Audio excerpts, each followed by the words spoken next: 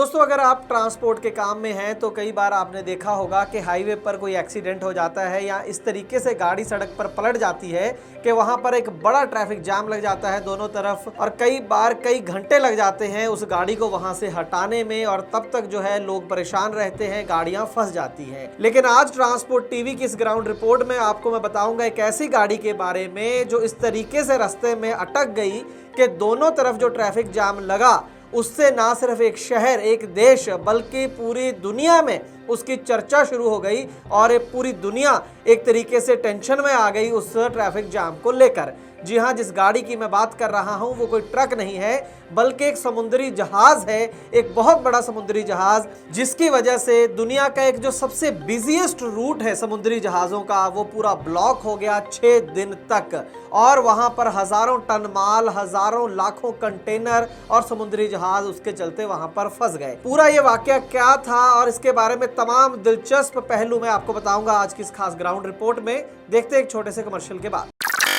Hello, मेरा नाम हेमंत है। मैं हिमाचल प्रदेश डिस्ट्रिक्ट चंबा से हूँ। मैं पिछले 2 साल से ट्रांसपोर्ट टीवी से जुड़ा हुआ हूँ और ट्रांसपोर्ट टीवी से जुड़ के मुझे बहुत कुछ सीखने को मिला है, क्योंकि ये एक ऐसा प्लेटफॉर्म है जो कि हमें ट्रांसपोर्ट बिजनेस करने में बहुत हेल्प करता है। और इसी से प्रभावित होकर मैंने अपनी सभी गाड़ियों की जो इंश्योरेंस है वो ट्रांसपोर्ट मॉल से करवाई है, जो कि मुझे एक सिक्योर बिजनेस करने में बहुत हेल्प कर रहा है। ट्रांसपोर्ट टीवी पर आपका स्वागत है दोस्तों, मैं हूं मनिंदर सिंह और आप देख रहे हैं ग्राउंड रिपोर्ट। दोस्तों, जिस ट्रैफिक जाम की मैं बात कर रहा हूं, हो सकता है आपने उसके बारे में हाल ही में खबरों में कुछ ना कुछ सुना हो। जी हाँ, दुनिया में एक रास्ता है समुद्री जहाज़ों का बहुत ही फेमस, उसे बोला जाता है सुएज कनाल। जी हाँ, सुएज कनाल के बारे में थोड़ा सा जान लीजिए, फिर आप समझ सकेंगे कि इस ट्रैफिक जाम की इंपॉर्टेंस क्या है और इससे कितना बड़ा नुकसान पूरी दुनिया को और खास करके एशिया और यूरोप के जो देश है उनको हाल ही में सहना पड़ा। ये आपके सामने ग्लोब है, हमारी दुनिया का नक्शा है, ये भारत है, आप देख सकते हैं, और ये जो तमाम एरिया साइड है ये एशिया है, एशिया महाद्वीप जिसे हम बोलते हैं। अब जो एशिया से, भारत से, पाकिस्तान से, चाइना से, जो तमाम ये सिंगापुर से जितने भी समुद्री जहाज जाते हैं यूरोप की तरफ, उनके लिए 2 रास्ते हैं। एक तो जो नेचुरल रास्ता है, नॉर्मल, आप देख सकते हैं, ये अफ्रीका के नीचे से होकर गुजरता है अगर इन जहाज़ों को एशिया से यूरोप और यूरोप से एशिया आना है तो।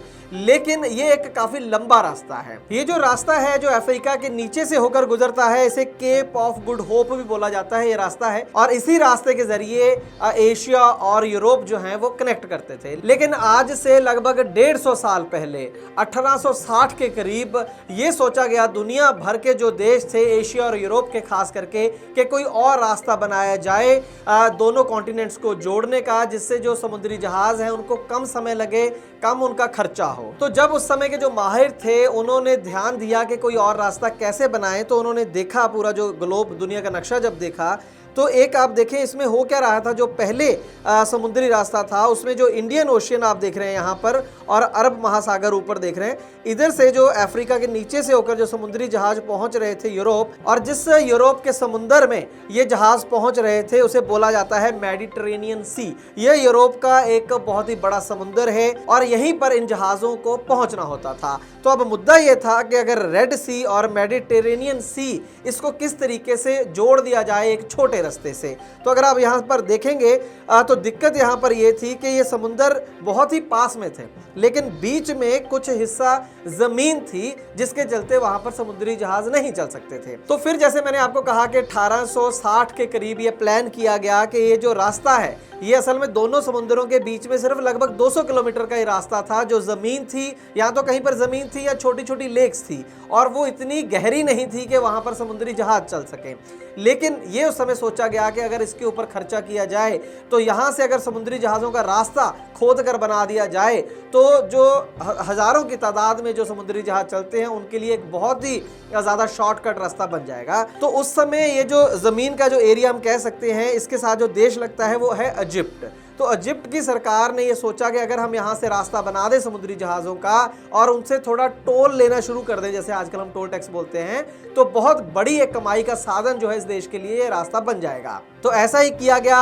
1859 में इसकी शुरुआत हुई। ये जो कनाल, ये जो खोदनी थी यहाँ पर, ये जो रास्ता बनाना था, इसका नाम था सुएज कनाल। तो 1859 में इसकी शुरुआत हुई और 1869 में 1869 में ये बनकर तैयार हुई। 10 साल में यहाँ से एक रास्ता आप देख सकते हैं स्क्रीन पर, बना दिया गया। ये रास्ता बनाने के लिए कई साल लगे, लेकिन धीरे धीरे करके जो इसकी गहराई थी वो उतनी ही कर दी गई जो कि समुद्र की गहराई होती है, और उसकी जो चौड़ाई थी वो धीरे धीरे करके आज की डेट में 300 मीटर चौड़ी ये सुएज कनाल है। और बहुत सारे जो समुद्री जहाज हैं, जैसे मैंने बताया, वो इसी रास्ते से गुजरते हैं। लगभग 50 समुद्री जहाज बड़े यहाँ से हर दिन गुजरते हैं और गुजर रहे हैं लगभग 150 साल से, और लगभग 2 हफ्ते का समय कम लगता है अगर वो पुराने रूट की बजाय सुएज कनाल से गुजरते हैं तो। और ये जो सुएज कनाल है वो कितनी इंपॉर्टेंट बन गई दुनिया भर के लिए, आप इस बात से अंदाजा लगा सकते हैं कि जितना ग्लोबल ट्रेड होता है, जितना अंतरराष्ट्रीय व्यापार होता है शिप्स के जरिए, उसका 12% जो ट्रैफिक है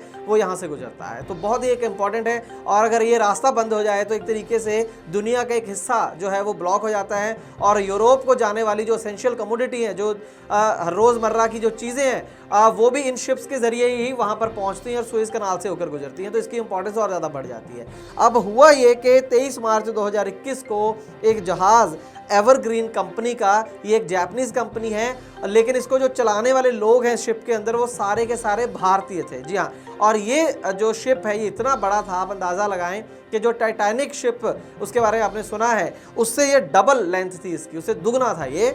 और एफल टावर की जो हाइट है वो भी 324 मीटर है, लेकिन इसकी जो लंबाई है वो 400 मीटर है। लगभग आधा किलोमीटर लंबा ये शिप था, और कुछ तेज हवाओं के चलते और कुछ गलती के चलते ये जो शिप था, अभी ये शुरू ही हुआ था, सुएज कनाल में एंटर ही किया था, और थोड़ी देर बाद ही ये तिरछा होकर पूरी सुएज कनाल के अंदर फंस गया। इस तरीके से फंस गया कि और किसी भी समुद्री जहाज के लिए आने जाने के लिए रास्ता नहीं बचा। और अब आप समझ सकते हैं कि इतने बड़े समुद्री जो जहाज है उसको निकालना भी इतना आसान काम नहीं था, जबकि पूरे यूरोप और पूरे एशिया के जो देश थे, सब पूरी दुनिया जो थी इसके ऊपर निगाहें टिकी हुई थी। और बहुत जोर आजमाइश के बाद लगभग 6 दिन के बाद इस जहाज को वहां से निकाला गया। मैं आपको बता दूं कि इस जहाज के अंदर उस समय 20,000 कंटेनर लदे हुए थे।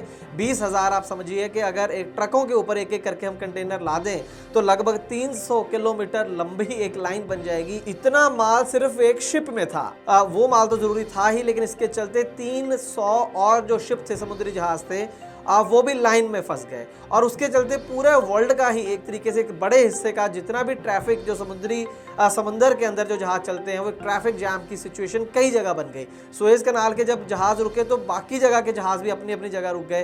तो पूरी दुनिया के अंदर एक तरीके से 6-7 दिन के लिए बहुत ही क्राइसिस सा पैदा हो गया। लेकिन 6 दिन के बाद इसको वहाँ से ये जो शिप था वहाँ पर एवरग्रीन का, इसको निकाल लिया गया, जिसके अंदर 12 से 13 एक टग बोट्स होती हैं, बहुत ही ताकतवर किश्तियाँ होती हैं, उनसे इनको खींचा गया। और एक ड्रैगर नाम का एक बहुत बड़ी इक्विपमेंट होती है जिससे समुद्र के नीचे से जो है रेत, जो मिट्टी होती है, उसको निकाला जाता है। टनों के हिसाब से वो मिट्टी निकाली गई, और जिससे इसको मोड़ने में, वहाँ से निकालने में मदद मिली। और फिर हाई टाइड्स की वेट की गई, जब समुद्र के अंदर लहरें बहुत ऊंचे से उठती हैं, उस समय पर इसको जोर देकर वहाँ से निकाला गया, तब थोड़ी आसानी हुई उनको। और इस तरीके से शिप को 6 दिन के बाद वहाँ से निकाला। और लेकिन अभी भी जो है बाकी जो इतने ज़्यादा जहाज़ लाइन में लगे हुए थे, अभी भी वो ट्रैफिक नॉर्मल नहीं हुआ है। एक एक करके वहाँ से जहाज़ों को निकाला जा रहा है। उसमें भी प्रायोरिटी उन जहाज़ों को दी जा रही है जिनके अंदर ज़रूरी वस्तुएं लदी हुई हैं, ताकि वो शिप पहले निकल जाएं, ताकि किसी भी देश में किसी सामान की किल्लत ना पैदा हो। खैर, ये दिलचस्प जानकारी हमने आपको ट्रांसपोर्ट टीवी पर इसलिए दी कि अक्सर हम रोड ट्रांसपोर्ट सेक्टर की बात करते हैं और हमें लगता है कि मुसीबतें जो हैं वो सिर्फ रोड के ऊपर ही आती हैं, यहीं पर एक्सीडेंट्स होते हैं, ट्रैफिक जैम्स होते हैं। लेकिन कोई भी आप ट्रांसपोर्ट का काम लें, चाहे समुद्री हो या फिर हवाई हो या रोड ट्रांसपोर्ट हो, हर जगह अपनी अपनी प्रॉब्लम्स हैं, अपनी अपनी मुसीबतें हैं। तो हम उम्मीद करते हैं कि ये जानकारी आपको काफ़ी रोचक और दिलचस्प लगी होगी, और अगर ऐसा है तो कमेंट सेक्शन में ज़रूर बताइएगा। ट्रांसपोर्ट टीवी का काम अगर आपको अच्छा लगता है तो अपने इस चैनल को यूट्यूब पर ज़रूर सब्सक्राइब करें, और ट्रांसपोर्ट मॉल के फेसबुक पेज को भी ज़रूर लाइक करें। ट्रांसपोर्ट टीवी देखने के लिए बहुत बहुत शुक्रिया। दोस्तों, गाड़ी का बीमा करवाने के लिए आपको एक गली में 2 एजेंट मिल जाएंगे, लेकिन बात होती है सही पॉलिसी और सही प्रीमियम की। ट्रांसपोर्ट टीवी पर हमें हर रोज ढेरों ऐसे केस मिलते हैं जहां पर एक एजेंट ने सस्ती पॉलिसी के नाम पर गाड़ी मालिक के साथ फ्रॉड किया है, लेकिन इसके बारे में पता चलता है क्लेम के समय, और अगर क्लेम की नौबत ना आए तो पता भी नहीं चलता। इसीलिए दोस्तों, ट्रांसपोर्ट टीवी लाया है ट्रांसपोर्ट मॉल, जो गाड़ियों का बीमा करवाने के लिए सबसे सही जगह है। तो बीमा के लिए व्हाट्सएप करें अपनी गाड़ियों के नंबर 90 831 90 831 पर। आप भरोसा कर सकते हैं हम पर। ट्रांसपोर्ट टीवी को YouTube पर अभी करें सब्सक्राइब और दबाएं बेल आइकन। फेसबुक पर लाइक करें हमारा पेज और ट्विटर पर भी करें फॉलो। ट्रांसपोर्ट टीवी, जानकारी लाभकारी।